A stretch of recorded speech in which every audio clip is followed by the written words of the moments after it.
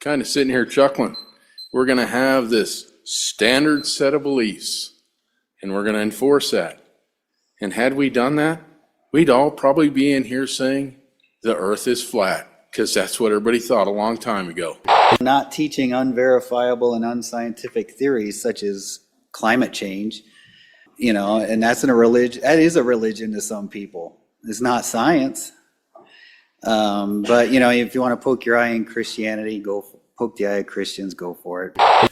It's Easter weekend, and the Marxists at the Pravda on the Platte couldn't resist a little Christian bashing, seasoned with their own brand of historical revisionism. These leftists never miss a beat, do they? Here we go.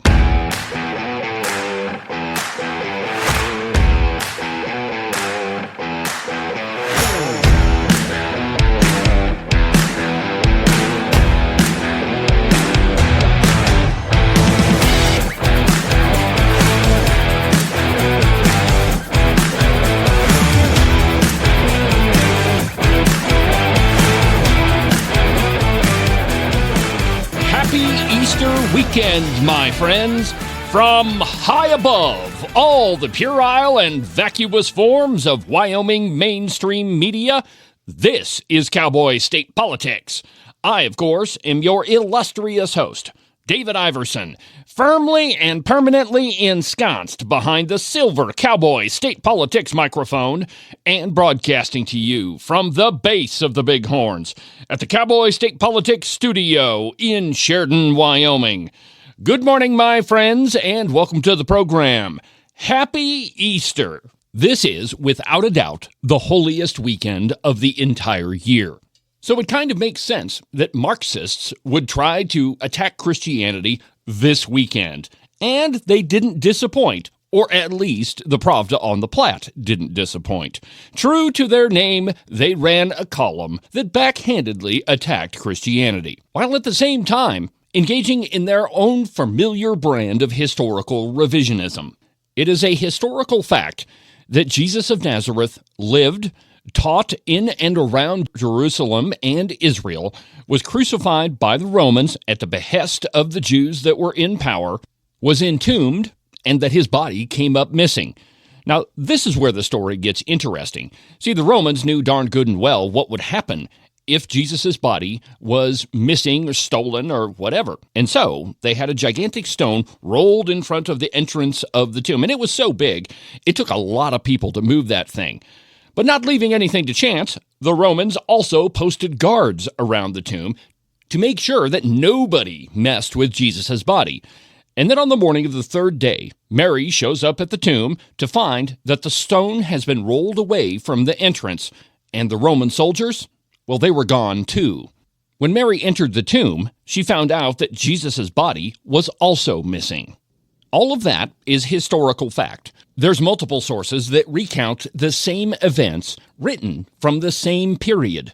What is also historical fact, and is also recounted by multiple sources in addition to the Bible and including the Quran, is the resurrection of Jesus. There's a lot of sources that tell of Jesus walking around well after his crucifixion.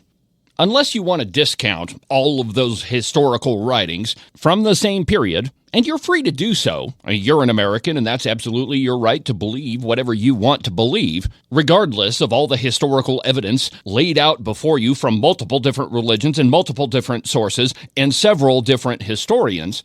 Well, if you want to discount that, that's your right. But I'm going to take it as historical fact. It's a pretty powerful story, and admittedly, for the non-believer, a pretty incredible one, despite all of the evidence to the contrary, of course. Let's talk about historical evidence for a minute. I have a degree in history, not that I place that much importance on a piece of paper. You could learn the same stuff that I did in college just by going to the county library and checking out books. And if you did it that way, it would cost you a heck of a lot less. But anyway, I digress. Historical evidence. Now, we don't have Marty hanging around with his time machine, and there's no way that we can go back and view events of the past with our own eyes. So we have to rely on accounts from the same period. That, and stuff we dig up out of the ground. Now, the best evidence a historian can get is by eyewitness accounts. You try to find the most original source possible. The older, the better. Sometimes studying history is not unlike the game of telephone. Each time a story is retold, details are left out or just plain forgotten, or events are changed to fit the ideology of the person writing the history. We've all heard the phrase that history is written by the victors. It's absolutely true, and if you're a student of history, you want to try to avoid that as much as possible. And so, if you can get back to original sources and eyewitness accounts, most of the time, that's the most accurate information that you're going to find. In the case of the resurrection of Jesus, there are multiple sources by multiple religions recounting the events of the time that Jesus was, as a matter of fact, up and walking around, talking, teaching, and out there for everybody to see. Now, if you take the Bible out of the equation, which, by the way, I don't know how you can do that, there's still several sources that talk about the resurrection of Jesus. One of those was a guy named Josephus, who lived from AD 37 to 100. He was a Jewish historian born just a few years after Jesus died. He absolutely says, in his most celebrated work, the Testimonium Flavianum, quote, "Now there was about this time Jesus, a wise man, if it be lawful to call him a man, for he was a doer of wonderful works, a teacher of such men as receive the truth with pleasure. He drew over to him both many of the Jews and many of the Gentiles. He was the Christ. And when Pilate, at the suggestion of the principal men among us, had condemned him to the cross, those that loved him at the first did not forsake him, for he appeared to them alive again the third day, as the divine prophets had foretold these and 10,000 other wonderful things concerning him." End quote. There was Suetonius, a Roman historian who lived from about AD 70 to AD 160. Imagine that, a Roman historian admitting to the resurrection of Jesus.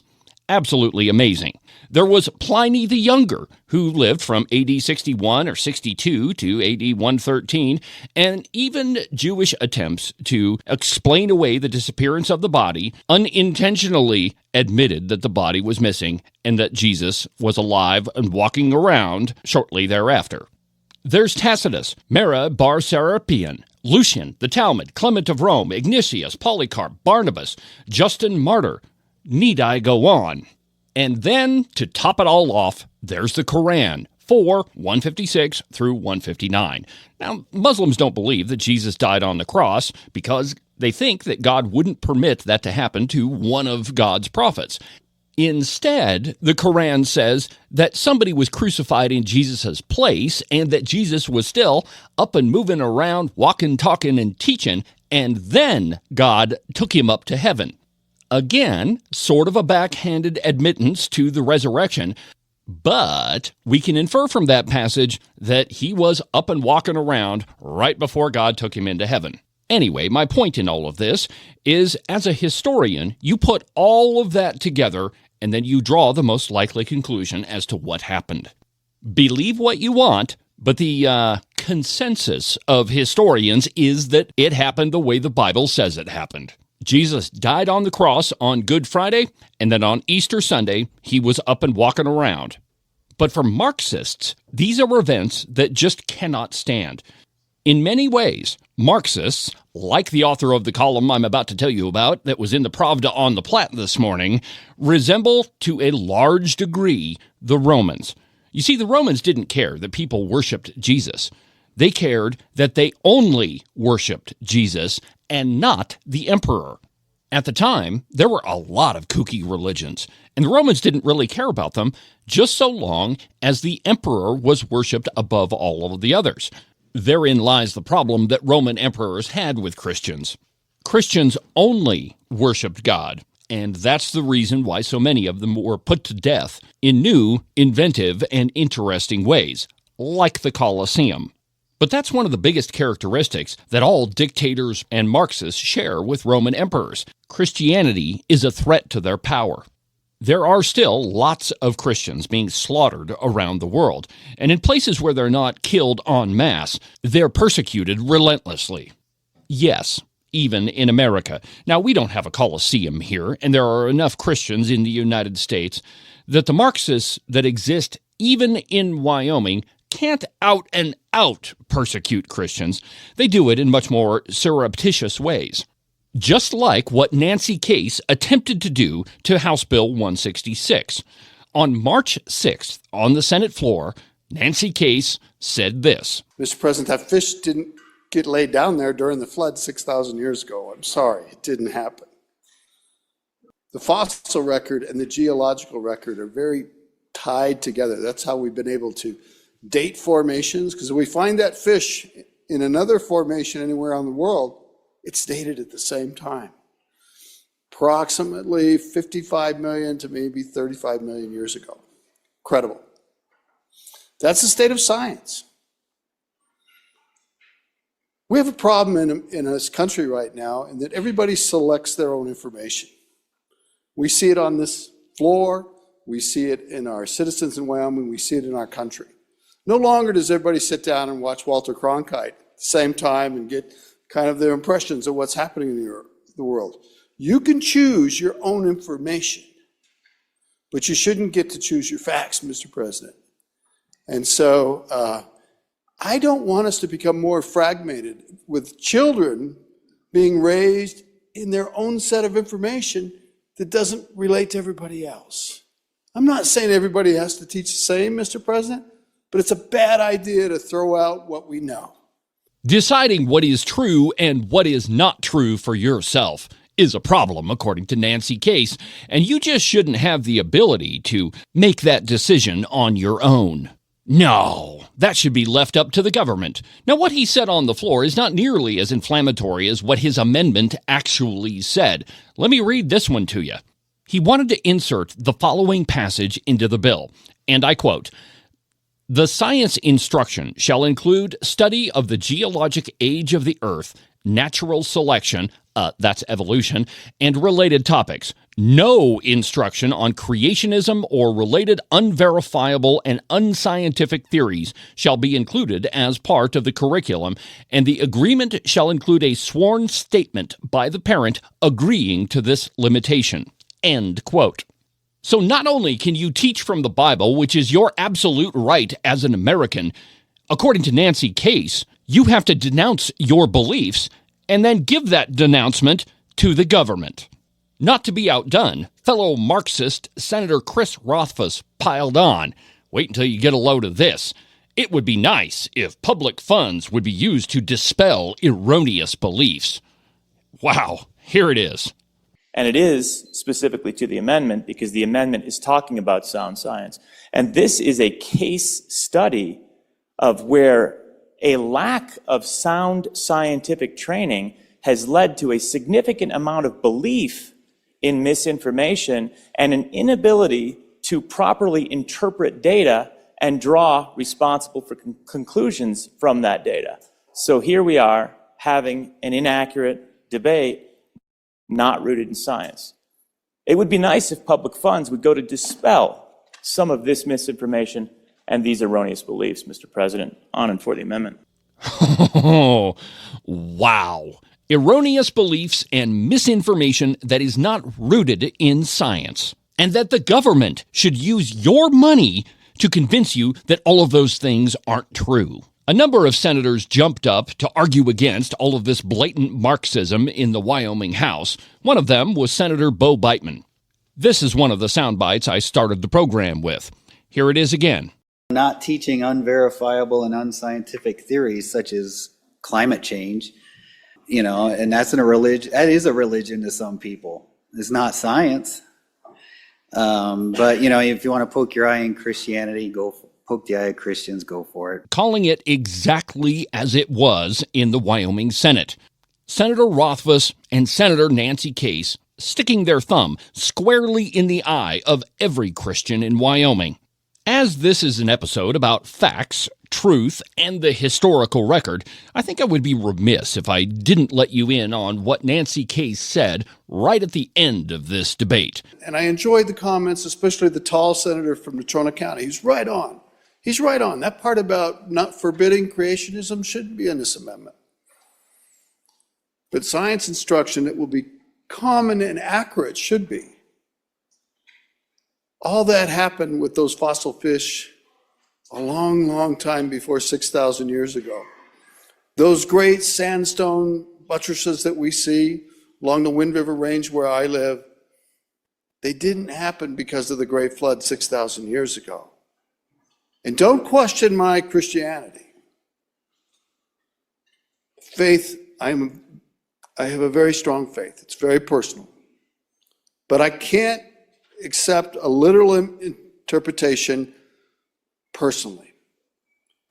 But as I stand here as a senator from Fremont County, proud to be a member of this Senate, I can't accept that taxpayer money would be marshaled for that purpose, to promote religion. Oh, okay, I get it. So we're going to remove the prohibition on teaching creationism, but we're going to keep the whole part where you must teach science that attempts to disprove your personal beliefs in creationism. That is, you must teach a belief in evolution, a theory, not a fact. We'll finish up today's Easter special in just a second. But first, an absolutely outrageous prophet timeout.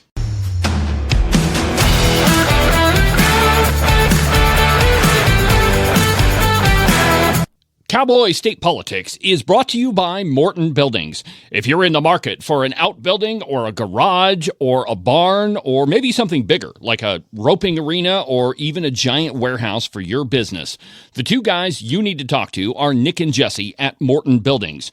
Their phone number is 307-674-2532. They are the experts in metal building construction. They've been doing it longer than anybody else around, and they definitely do a much better job than anybody else. So if you're thinking about a building for your property, give Nick and Jesse a call, 307-674-2532.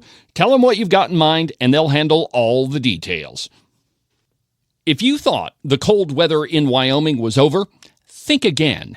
You still need a pair of Buffalo Wool Company socks. They're the warmest socks that you're ever going to put on your feet, and they have socks that will also keep you cool and dry in the summer. Go to their website, thebuffalowoolco.com. The following advertisement was paid for by Reed Reisner for Senate. I'm Reed Reisner, and I'm running for United States Senate because our politicians have forgotten what's important. They spend billions protecting borders in Europe and do nothing about our border. You deserve better. Wyoming deserves better. That's why I'm running, to serve you. Join me, and let's send new blood and a strong backbone to D.C. before it's too late. Go to reedreisner.com to learn more and join the fight. And now, back to the program.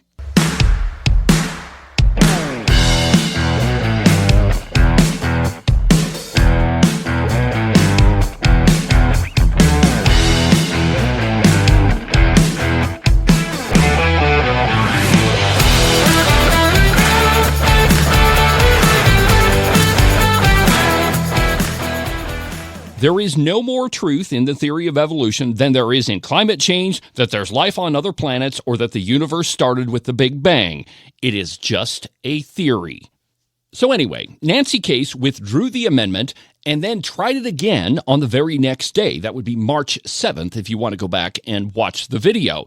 And that amendment, it was so much better. Here's what it said. Quote, "The science instruction shall include study of the geological age of the Earth, natural selection," there's evolution, "and related topics. The parent shall agree to these conditions prior to receipt of any funds." End quote. So even if you're a devout believer in Christianity and in creationism, you have to agree that you're going to teach evolution before you can get any of these state funds. It's still a mandate that you have to teach something that's against your personal beliefs, and it's still Nancy Case trotting out his Marxism like he almost always does. The second time around, Nancy Case was just as inflammatory as the first time. Here's what he had to say, and we're going to do a little stop and start with this one. Say fundamental versus other forms of religion deals with the age of the earth, the age of life on the earth, the evolution and development of human and other species, and whether natural selection exists. Scientifically, these are well grounded. Hold it right there. The theory of evolution is just that. It's a theory. The way science works is not by consensus, as Rothfuss and Senator Case are trying to lead you to believe. What happens is you come up with a hypothesis, an idea to explain something, and then you go out and you gather evidence. And when you find evidence that happens to fit your hypothesis then becomes a theory. It's an explanation with evidence that happens to fit your ideas. It's not proven, it's not a fact, it is a theory. That is exactly what evolution is. It's not proven, it's not a fact. So far as I know, they've not found the missing link, and I could probably trot out several scientists that would tell you that the missing link in the evolutionary theory doesn't exist. The only thing the theory of evolution is a hypothesis with some evidence that happens to back up the idea. That's it. Let's continue. I reconcile this in my own religion. I love the tall senator when he talks about the Big Bang and the analogies with Genesis. That speaks to me, Mr. President, that the days of the Bible and the flood are metaphorical. And there were many floods all around the world, well documented, that huge ones. When the Black Sea filled up, that must have been an amazing event that happened for centuries and would have given rise to flood lore. I don't know, Nancy. There's a lot of people that would disagree with you on that. This is the argument that Marxists use all of the time. It didn't really happen. It's just a metaphor. It's a story. It's a fairy tale. Except, of course, that archaeologists the world over continue to prove that events that are depicted in the Bible actually happened. Believe what you want to believe, Nancy, but stop telling people that something is a fact when it is clearly not. In my view, it takes a heck of a lot more faith to believe in evolution than it does to believe that God created the world. And if you don't believe me, look at William of Ockham. All of these Marxists always point to William of Ockham and recite Occam's razor. You've heard it, that all things being equal, the simplest answer tends to be the correct one. So, you can either believe Nancy Case and that we're all the result of some fantastic cosmic accident where an amino acid and a protein came together to form a living cell which then divided and somehow magically we evolved into the brilliant creatures that we are. Or you can believe what the Bible says, which, by the way, is continually proven to be true, unlike the theory of evolution. Anyway, here's how Nancy Case ends it. Taxpayer money cannot go to religious instruction. 6,000-year-old earth, great flood that created the landforms that we see in Wyoming is religious instruction. It's not science. There's a way to reconcile them, and we need to. But you got to allow for children to hear the facts. So again, Nancy Case is claiming that everything he is saying is a fact when it is clearly not. He just continues to pound the point. Well, there was a couple of senators that jumped up to argue against it, the first of which was Senator Tim Salazar. Senator Salazar's point is this amendment is precisely why homeschoolers don't want anything to do with the government. This is exactly why homeschoolers fear the state. You're dictating to those who, quite frankly, are fundamentalist Christians who believe in a literal interpretation of the Bible. I'm one of them. I respect other people's opinion. I do. And I respect people who differ from my views. But I don't have to delete their ideas. I think I told you 2 days ago, my wife and I homeschool our son. We teach to him not only creationism, but we also teach evolution. I would never, I think it would be an injustice to our son not to give him all points of view. I don't believe that this is constitutional, this amendment. I don't believe that one opinion fits all. He's exactly right. And without saying it, he's pointing out that Marxists can't entertain any other theory other than the one that the state proposes. And they certainly can't involve God in any of it. This last soundbite, before we get to the op-ed that was printed in the Pravda on the Platte this morning, comes from Senator Bo Beitman. Senator Beitman exposes the hypocrisy of all of the arguments that were happening in the Senate on that day. Here it is. Well, I would like to pose a question. If the amendment were worded differently, say, the science instruction shall include the study of biology, and that there are only two genders, and that men cannot become women, and that shall be part of the curriculum, and the agreement shall include a sworn statement by the public school agreeing to this limitation and limit the public funds to public schools. I would wager that the people supporting this amendment would be vehemently opposed to my amendment. And therein is the rub, Mr. President. We can't do this. It's completely out of order. Vote this thing down. And now to the op-ed by Pravda on the Platte columnist Joan Barron.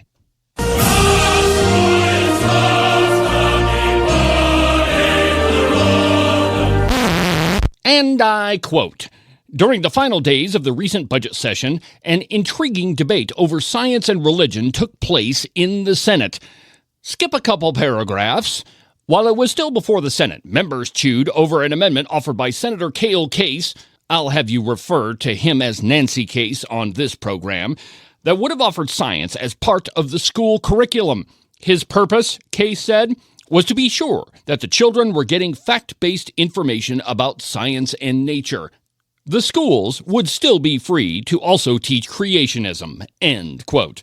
Is that what he said? Really? Was that the sum total of it? Or was it the Bible is a bunch of metaphors that aren't true? That he went on in more than one speech on multiple days, trying to prove that the Bible isn't true, that the Great Flood didn't happen, and that the account of creation listed in the book of Genesis is nothing more than a fable. You listened to what Nancy Case said. You can make up your own mind. And then there's this little quotation. Quote, "The discussion showed the split in thinking between the Freedom Caucus members and the others. This divisiveness also permeated the debates and votes over the budget and state spending in general." End quote. There is no Freedom Caucus in the Senate, Joan. There are a number of conservative senators, but the Freedom Caucus only operates in the House. This is a fiction that members of the media are trying to lead you to believe, that the Freedom Caucus permeates the entire Wyoming legislature and they are to blame for all of the wrong things that happened during the legislative session. Here's another one. Quote, "During the debate over Case's amendment, Senator Tim Salazar said he and his wife homeschool their children. They also teach him both theories on the beginning of civilization, evolution, and creationist. Many homeschool parents, he said, believe in the literal interpretation of the Bible, rather than the idea that the book features parables or stories with a moral purpose." End quote. Is that all that Senator Salazar said? Or did he also add that this amendment is the very reason why homeschool parents don't want anything to do with the government? You heard it. Dare I say, you heard the evidence. You can decide for yourself. Here's another fairy tale from Joan Barron's article. Senator Bo Beitman, who opposed the amendment, said he could accept not teaching unverifiable theories like science or climate change. Now that's true. He did say that. She continues, "For some people, this is a religion," he said, adding, "it's not science." At one point, he also said the amendment was a poke in the eye of Christianity because it allowed teaching the ridiculous idea of climate science. End quote. But again, is that all that Senator Beitman said? Or did he successfully expose the hypocrisy of the entire chamber? Again, you heard the evidence. You can decide for yourself. And now, here's what she said about Senator Chris Rothfuss, and I quote, "Senator Chris Rothfuss told of the process that eventually produced carbon, a product that when burned causes pollution and ultimately affects the weather. Quote, "I wish it were not true," said Rothfuss, a chemical engineer and consultant, "but it is." Rothfuss and Case both emphasize that the amendment is possible because these schools will be financed by public tax money. End quote. Is that all that Chris Rothfuss said? Or did he claim that climate change is a fact and that creationism is not? Or that he called Christianity a belief in misinformation that he wishes we could use state money to stamp out? Again, you heard the evidence. You can decide for yourself. Joan Barron ends her ridiculous misinterpretation of the facts by quoting Wendy Schuler, who she said voted no, joining several others in declaring the bill unconstitutional. "That's $20 million in there. We're going to spend that on lawyers," Schuler predicted. Joan Barron's final comment? "She may be close." End quote. While Joan Barron's column may be an exact example of why the Casper Star-Tribune is referred to as the Pravda on the Platte, there's one more item that we should talk about before I let you go on this Easter weekend. Why was that column published today, of all days? Because it's the day before Easter, of course. And even though it was not an overt attack on Christianity, that's exactly how it was meant to be taken. Marxists like Joan Barron, Cale Case, and Chris Rothfuss just can't stand the idea that others believe differently than they do. And because of their Marxist beliefs, they have to attack Christianity whenever possible and when given any opportunity to. Because a belief in God and a belief in the life, the death, and the resurrection of our Lord Jesus Christ is not a belief in the power of the state. In many ways, they're no different than the Romans of 2,000 years ago. The Romans didn't care that Christians worshiped Jesus. They cared that they only worshiped Jesus. And that's the same thing that you're seeing from the Marxists in the media and the Marxists on the floor of the Wyoming Senate. That'll do it for this year's Easter special. Tomorrow's Easter. Go to church. Celebrate the life, the death, and the resurrection of Jesus Christ.